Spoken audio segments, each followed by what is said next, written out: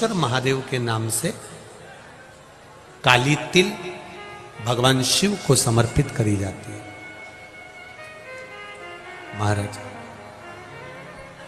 काली तिल को वापस उठाकर ले आते हैं।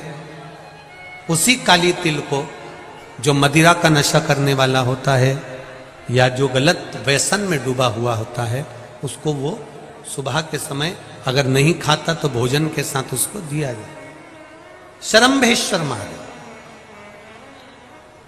एक बेलपत्री का भी बहुत अच्छा प्रयोग है श्रम्भेश्वर महादेव का। मदिरा पीने वालों के लिए, मांसाहार व्यसन में, जुए में, वेश्यावृत्ति में, पर नारी में, गलत जगह पर जो डूबे रहते हैं उनके लिए पहले की कथा में उसका वर्णन किया है बेलपत्री। श्रम्भेश्वर महादेव। एक बार सब बोलेंगे, कौन से महादेव? श्रम्भेश्वर महादेव। फिर जम के बोल लो एक बार, श्रम्भेश्वर महादेव। जब हमारे घर में क्रोध बढ़ता है या कोई गलत कार्य में जाने लगता है तो श्रम्भेश्वर महादेव का हमें शरणागति लेना चाहिए। श्रम्भेश्वर महादेव का पूजन करना चालू कर देना चाहिए। कई लोग कहते महाराज जी ये श्रम्भेश्वर महादेव का मंदिर कहाँ मिलेगा, हम कहाँ पूजन करने जाए? कहीं नहीं जाना, तुम्हारे घर के पास में जो शंकर जी का मंदिर है वहीं जाओ, उसी देवालय में, उसी मंदिर में जाओ। श्रम्भेश्वर महादेव के नाम से जल चढ़ाना प्रारंभ करेंगे। वो जल जो गलत संगत में पड़ा हुआ है उसका आचमन कराना प्रारंभ करेंगे। अपने आप उसकी धीरे धीरे बुद्धि सुधरना प्रारंभ हो जाएगी। ऐसा श्रम्भेश्वर महादेव का है। कुछ स्थान हमारे यहाँ पर बड़े सुंदर सुंदर स्थान निश्चित किए गए हैं। जैसे कैंसर आदि के मरीज के लिए हम लोग पहले भी कहते हैं कि त्रिजुगी नारायण का जल बड़ा महत्व रखता है। जिसका शरीर या जिसको एक पत्र आया है कि किसी को मिर्गी का झटका आना चालू हो गया था। अब पत्र ढूंढेंगे तो समय थोड़ा लग जाएगा। जिसने लिखा है उसके स्मरण में होगा। जिसने भी लिखा होगा कि बीमारी के चलते चलते फिर मिर्गी आना चालू हो गई।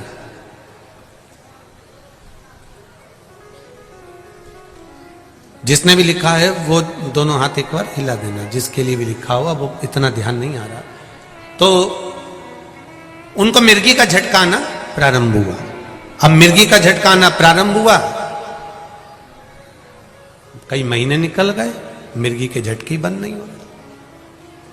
तब उन्होंने पत्र में लिखा है कि श्रम्भेश्वर महादेव का आपने जो वर्णन करा था 31 बेलपत्र वाला, गुरुजी हमने वो 31 बेलपत्र वाला प्रयोग करना प्रारंभ करा और उन्होंने पत्र में लिखा है कि मिर्गी के झटके भी बाबा की कृपा से ठीक हो गए हैं। अब कोई झटके उनको आ नहीं रहे। श्रम्भेश्वर महादेव का जो वर्णन है, श्रम्भेश्वर महादेव का जो गुणगान है, ये कोई साधारण नहीं है। शिव महापुराण में भागवत के प्रहलाद चरित्र को लाकर रखा गया है केवल श्रम्भेश्वर महादेव के प्रागट्य के लिए। ऐसा श्रम्भेश्वर महादेव का गुणगान। एक बार फिर आप लोग भूल ना जाओ, उसके लिए एक बार फिर से बोल लो, कौन से महादेव? श्रम्भेश्वर महादेव। ये श्रम्भेश्वर महादेव जैसे कुंदकेश्वर महादेव। कुंदकेश्वर महादेव का क्या काम है? माता पार्वती ने बिदल उत्पल को मारने के लिए जो कुंदुक फेंका था, वो कुंदुक भगवान शंकर के पांव में जाकर गिरा था। तो शिव जी का नाम कुंदकेश्वर हो गया था।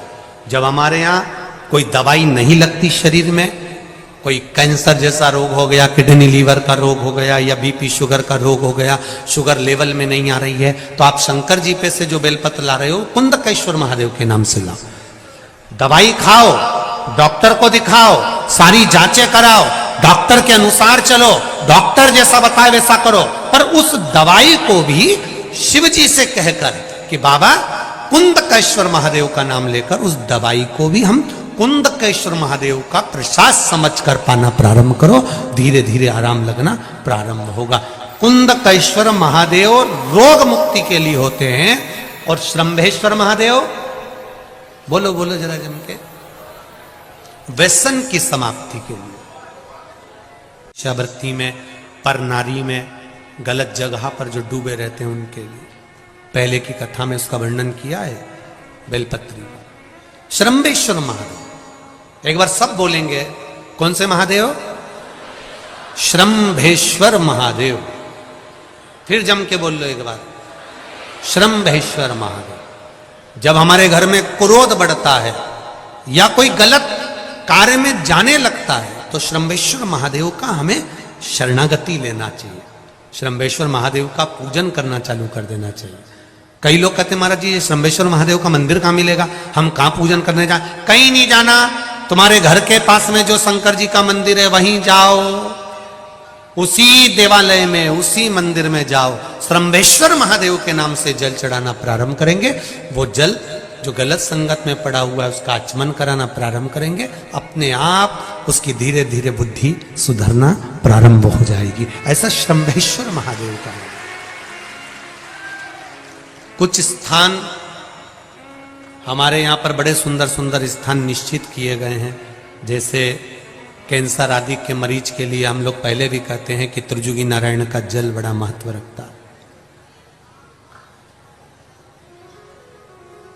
जिसका शरीर या जिसको एक पत्र आया है कि किसी को मिर्गी का झटका आना चालू हो गया था। अब पत्र ढूंढेंगे तो समय थोड़ा लग जाएगा, जिसने लिखा है उसके स्मरण में होगा। जिसने भी लिखा होगा कि बीमारी के चलते चलते फिर मिर्गी आना चालू हो गई।